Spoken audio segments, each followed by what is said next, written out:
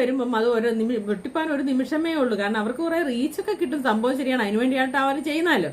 അപ്പൊ അതൊക്കെ കിട്ടും. പക്ഷെ സംഭവം ശരിയാണ്. പക്ഷെ ഇങ്ങനെ ചെയ്യുന്നത് ശരിയല്ല എന്നാണ് എനിക്ക് പറയാനുള്ളത്. കാരണം ഇപ്പോഴത്തെ മനുഷ്യരൊന്നും അങ്ങനെയൊന്നും ചിന്തിക്കുന്നവരാണെന്നൊന്നും എനിക്ക് തോന്നുന്നില്ല.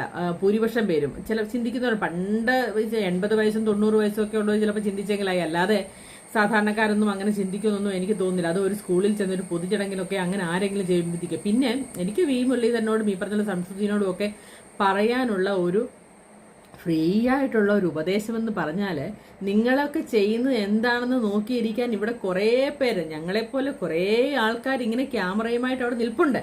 അപ്പം അവരൊക്കെ ഏത് രീതിയിൽ ചിന്തിക്കുമെന്ന് നമ്മൾ ചിലപ്പോൾ സ്വപ്നത്തിൽ പോലും വിചാരിക്കാൻ പറ്റില്ല. അപ്പം ആ രീതിയിലൊക്കെ ഏതൊക്കെ രീതിയിൽ അവർ ചിന്തിക്കും എന്നൊക്കെ നോക്കിയിട്ട് വേണം നിങ്ങൾ ഓരോ പ്രതികരണങ്ങളും ഇതുപോലെയുള്ള ഓരോ ഇങ്ങനെയൊക്കെയുള്ള കാര്യങ്ങൾ ചെയ്യുമ്പോൾ ചെയ്യാൻ എന്നാണ് എനിക്ക് നിങ്ങളോട് പറയാനുള്ളത്. കാരണം ഇത് പോകുമ്പോൾ ഇത് ഏത് രീതിയിലാണ് ഇതിന് പ്രതിഫലനം ഉണ്ടാകുക എന്ന് നിങ്ങളൊന്നും ചിന്തിക്കുന്ന രീതിയിലായിരിക്കില്ല.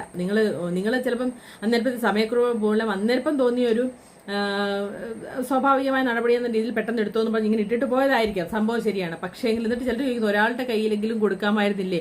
അന്നേരം ചിലപ്പം ചിലപ്പം പ്രശ്നം വരും. കാരണം ഒരാളുടെ കയ്യിലേ കൊടുത്തുള്ളൂ, ബാക്കിയുള്ളവരെയൊക്കെ തൊടാൻ മടിയാന്നൊക്കെ രീതിയിലൊക്കെ വരും. അപ്പൊ അങ്ങനെയൊക്കെ ഇങ്ങനെയും വരും. ചിലപ്പം ആ ഒരാളെ മാത്രം പുള്ളിക്ക് തൊടാൻ വേണ്ടി പുള്ളി എല്ലാ സവർണനെയും കൊണ്ടിരുത്തിയിട്ട് തൊടീസാണെന്നൊക്കെ ചിലപ്പം വന്നു കളയും. അപ്പൊ അത് അങ്ങനെയൊക്കെയുള്ള കുറേ പ്രശ്നങ്ങൾ, അതായത് കുറേ ആൾക്കാർ നിങ്ങളിൽ 140 പേരും എന്താണ് ചെയ്യുന്നത് എന്ന് നോക്കിയിരിക്കുന്ന ഒരു കാലഘട്ടമാണ്. അപ്പം നിങ്ങൾ ഇതൊക്കെ ചിന്തിച്ചോണ്ട് വേണം. ഇപ്പം ഇതിനെയൊക്കെ വെളുപ്പിക്കാൻ ഓരോ ആൾക്കാരും വന്ന് എന്തെല്ലാം പറഞ്ഞാലാണ് ഇതൊക്കെ ഒന്ന് മാറുക എന്ന് നിങ്ങൾക്ക് മനസ്സിലാവില്ല. അപ്പം അതുപോലെയുള്ള പ്രശ്നങ്ങളൊക്കെ ഇതിനകത്ത് ഉണ്ടാവുന്നുണ്ടെന്നുള്ള കാര്യം കൂടെ മനസ്സിലാക്കി ആലോചിച്ച് ചിന്തിച്ച് വേണം ഓരോരുത്തരോട്ടും ചെല്ലുമ്പോൾ അവിടെ ഏത് രീതിയിലാണ് നിങ്ങൾ പെരുമാറേണ്ടതെന്ന് നിങ്ങൾ നേരത്തെ മാനസികമായി തയ്യാറെടുത്തിട്ട് വേണം പോകാൻ എന്നാണ് എനിക്ക് നിങ്ങളോട് പറയാനുള്ളത്. ഷംസുദ്ദീനോടും ഈ പറഞ്ഞ ഈ മുരളീധരനോടും അല്ല, ഇനി അങ്ങനെയുള്ള കുറേ ആൾക്കാരുണ്ടല്ലോ. അതേപോലെ തന്നെ ഇപ്പം 5 6 കോർപ്പറേഷനുള്ള നമ്മുടെ കേരളത്തിലെ ഒരൊറ്റ കോർപ്പറേഷൻ മാത്രമേ ആൾക്കാർ കാണുന്നുള്ളൂ. അത് ഒറ്റ ഒരാളുടെ പേര് മാത്രമേ ഏത് കൊച്ചു കുട്ടിയോട് ചോദിച്ചാലും അറിയുള്ളൂ. അത് വി രാജേഷാണ്. അത് തിരുവനന്തപുരം മേയർ മാത്രമാണ്. ബാക്കി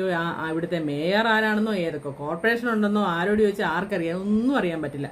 അപ്പം ഇങ്ങനെയൊക്കെയുള്ള കാര്യങ്ങൾ പോകുമ്പം വളരെ ശ്രദ്ധിച്ച് കണ്ട് ആലോചിച്ച് ഒരു അവിടെ ചെന്നിട്ട് ചെയ്യേണ്ട കാര്യങ്ങളതിനെ കുറിച്ചൊക്കെ ഒരു ബോധമുണ്ടായിട്ട് നിങ്ങൾ ഇങ്ങനെയുള്ള പരിപാടിയിലൊക്കെ പങ്കെടുക്കുക എന്നാണ് എനിക്ക് നിങ്ങളോട് പറയാനുള്ളത്. അപ്പം ഈ വീഡിയോ ചെയ്യുന്നവർ വിചാരിക്കുക ഇതിനൊക്കെ ഒരു മറുപുറമുണ്ട്. ഇതിൻ്റെയൊക്കെ മറുപുറമായിട്ട് കുറേ വീഡിയോസ് വേറെയും ഉണ്ട്. അതിനോട് ചേർന്ന് തന്നെ കിടക്കുന്ന വീഡിയോസ് ഉണ്ട്. അതൊക്കെ കൂടെ കണ്ടിട്ട് വേണം ഇങ്ങനെയൊക്കെയുള്ള പ്രതികരണം നടത്തുക. കാരണം ഇത് ഇപ്പം ഈ കാറ്റുപോയൊരു വെള്ളൂണാണെന്ന് ഒരുമാതിരിപ്പെട്ട ഈ ഫോണൊക്കെ ഉപയോഗിക്കുന്നവർക്കെല്ലാം മനസ്സിലായി. പണ്ടത്തെ കാലമല്ല, പത്രത്തിൽ വരുന്ന വാർത്തകൾ മാത്രം വിശ്വസിക്കുന്ന ഒരു കാലമല്ല. എല്ലാം നമ്മുടെ വിരൽത്തുമ്പിലുണ്ടെന്ന് മനസ്സിലാക്കിയിട്ട് വേണം ഇങ്ങനെയുള്ള വീഡിയോസ് ചെയ്യാൻ. കാരണം ഈ മുള്ളത്തിൽ തന്നെ പോലെ അല്ലെങ്കിൽ ഈ പറഞ്ഞ പോലെ